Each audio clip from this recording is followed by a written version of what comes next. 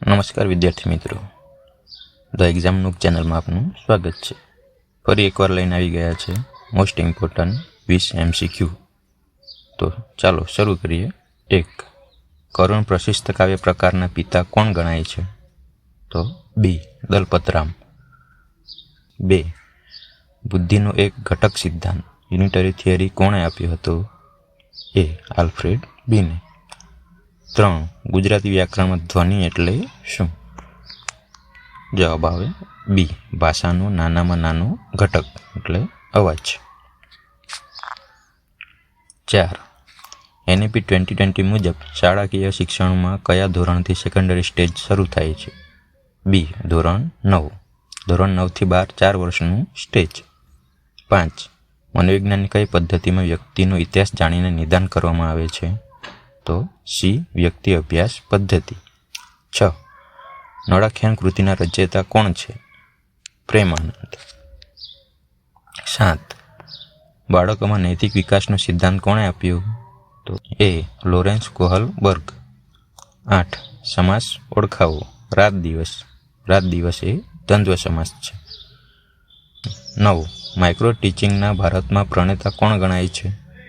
તો એ. ડી તિવારી. 10. મનુષ્યમાં દેવત્વનું પ્રગટીકરણ એટલે કેળવણી આ કોનું વિધાન છે? તો સ્વામી વિવેકાનંદ. 11. સ્કિનરે તેના કારક અભિસંધાનના પ્રયોગમાં કયા પ્રાણીનો ઉપયોગ કર્યો હતો? તો સી. ઉંદર. 12. કમ્પ્યુટરમાં Ctrl+V કી શાના માટે વપરાય છે? તો બી. પેસ્ટ કરવા. 13. ગુજરાતી ભાષામાં મધ્યકાલીન યુગના અંતિમ કવિ કોણ ગણાય છે? દયારામ. 14. મનોવિજ્ઞાનમાં સંઘર્ષના કેટલા પ્રકારો દર્શાવવામાં આવ્યા છે? તો બી. 3. અભિગમ, વિરોધ, અભિગમ, વિરોધ. 15. બુનિયાદી શિક્ષણમાં કઈ બાબત પર સૌથી વધુ ભાર મૂકવામાં આવ્યો છે?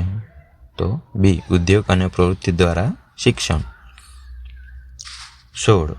નીચેનામાંથી કયો શબ્દ પવનનો સમાનાર્થી નથી? તો ડી. અનલ. અનલ એટલે અગ્નિ થાય. 17.